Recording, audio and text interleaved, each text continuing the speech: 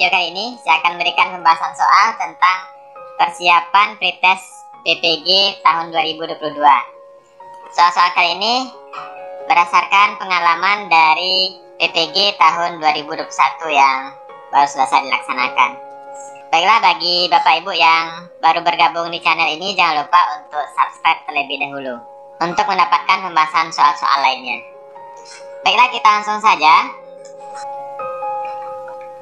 Teori belajar yang mengutamakan perubahan tingkah laku pada individu yang belajar dengan mengutamakan hubungan stimulus dan respon merupakan teori belajar A. Kognitivistik, B. Behavioristik, C. Konstruktivistik, D. Humanistik, E. Rekonstruktivistik. Jawabannya adalah B. Behavioristik. Apabila dalam proses belajar, peserta didik melakukan sesuatu sampai dengan mendapatkan respon yang tepat dan sesuai dengan apa yang diinginkan serta menghilangkannya apabila dirasakan tidak sesuai. Hal ini merupakan prinsip belajar dari A. Conditioning, B. Trial and error, C. Shaping, D. Konseptualisasi, E. Stimulus respon. Jawabannya adalah trial and error. Contoh penerapan teori behavioristik yang dapat dilakukan oleh guru dalam praktek pembelajaran adalah A. Membimbing siswa dalam memperoleh pengetahuan baru, B. Menyediakan atau memberikan kegiatan-kegiatan yang merangsang keingintahuan siswa dan membantu mereka mengekspresikan gagasannya, C. Memberikan stimulus kepada peserta didik berupa penataan lingkungan belajar, D. Memahami tahap-tahap perkembangan peserta didik dan menggunakan metode pembelajaran sesuai dengan tahap tersebut, E. Memberikan penjelasan pengetahuan baru. Jawabannya adalah C. Memberikan stimulus kepada peserta didik berupa penataan lingkungan belajar. Seluruh komponen pendidikan memiliki tujuan yang sama, yaitu terbentuknya manusia yang ideal, manusia yang dicita-citakan, yaitu manusia yang mampu mencapai aktualisasi diri. Pernyataan tersebut merupakan bagian dari teori A. Behavioristik, B. Kognitivistik, C. Konstruktivistik, D. Humanistik, E. Sibernetik. Jawabannya adalah humanistik. Kata-kata kuncinya pada soal ini adalah manusia yang ideal, manusia yang dicita-citakan, atau manusia yang mampu mencapai aktualisasi diri. Sini menunjukkan teori dari humanistik.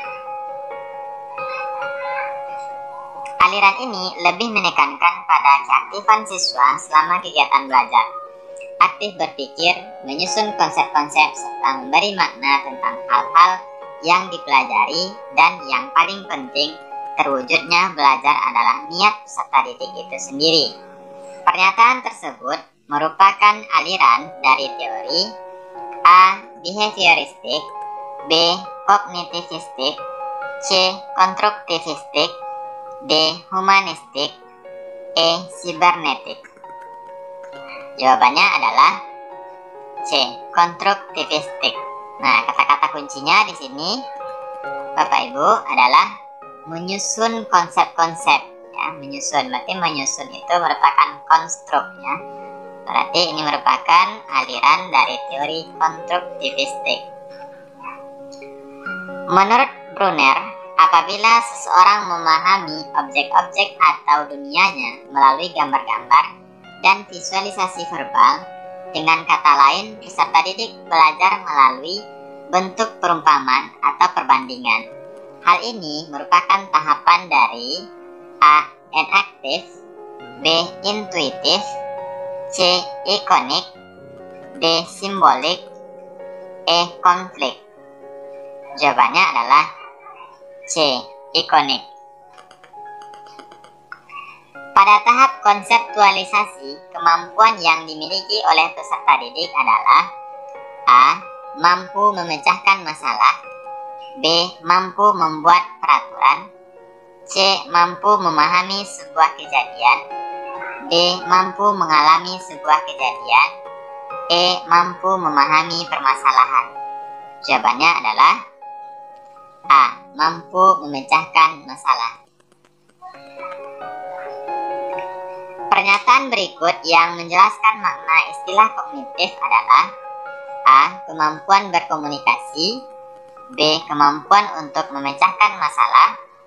C. Kemampuan berinteraksi.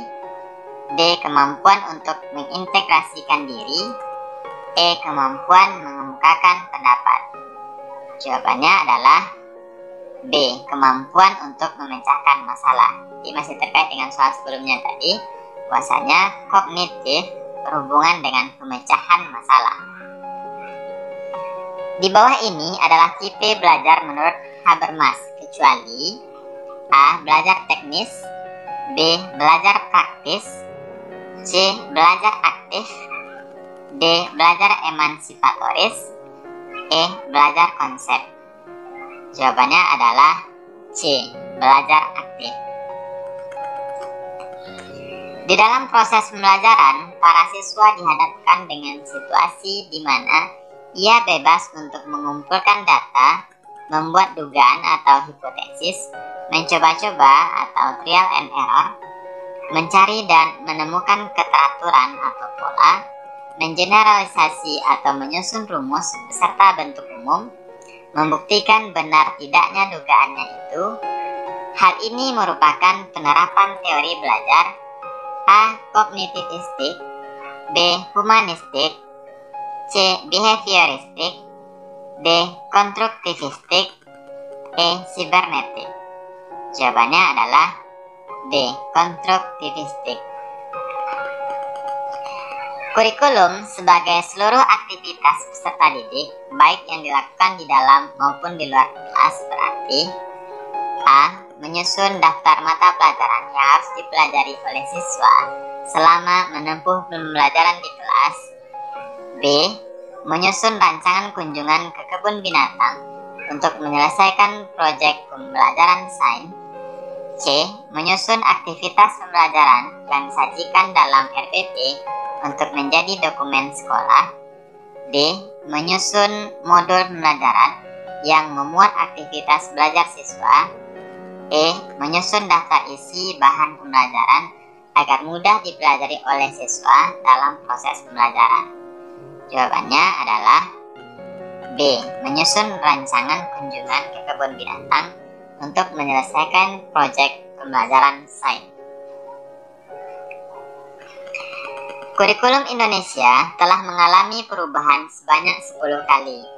Jika dikelompokkan dalam jenisnya, kurikulum yang dikembangkan pada tahun 2004 sampai 2013 termasuk jenis kurikulum A. Kurikulum berbasis pada pencapaian tujuan. B. Kurikulum berbasis pada pencapaian proses. C. Kurikulum sebagai rencana pelajaran. D. Kurikulum berbasis pada kompetensi. E. Kurikulum berbasis konten pembelajaran. Jawabannya adalah D. Kurikulum berbasis pada kompetensi. Nilai-nilai kehidupan dan budaya dalam masyarakat senantiasa berkembang.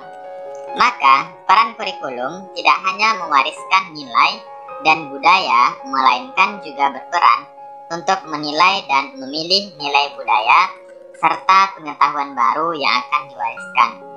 Penjelasan tersebut merupakan A. Peran konservatif. B. Peran kritis dan evaluatif. C. Peran kreatif. D. Peran sosial. E. Peran sumatif. Jawabannya adalah B. Peran kritis dan evaluatif. Di bawah ini merupakan kajian pokok implementasi kurikulum, kecuali A. Mengembangkan program. B. Pelaksanaan pembelajaran. C. Pengembangan kurikulum. D. Evaluasi proses yang dilaksanakan. E. Merancang dokumen kurikulum. Jawabannya adalah C. Pengembangan kurikulum. Kurikulum bukan hanya dipandang sebagai seperangkat mata pelajaran dan silabus, namun juga harus dipandang sebagai A. Seperangkat alat pembelajaran yang harus disesuaikan dengan peserta didik. B. Seperangkat dokumen yang harus dilaksanakan. C. Rincian jadwal pelajaran. D. Materi yang harus disampaikan kepada peserta didik. E. Seperangkat tujuan pembelajaran. Jawabannya adalah A. Seperangkat alat pembelajaran yang harus disesuaikan dengan peserta didik. Dalam pelaksanaan kurikulum 2013, peserta didik memerlukan berbagai macam sumber literasi untuk menunjang berbagai macam bacaan dan literasi. Namun, masih ada sekolah yang tidak memilikinya. Hal tersebut merupakan hambatan dari salah satu faktor: A. Faktor lingkungan sekolah. B. Faktor sarana dan fasilitas. C. Faktor budaya dan ideologi. D. Faktor administrasi. E. Faktor sekolah. Jawabannya adalah B. Faktor sarana dan fasilitas.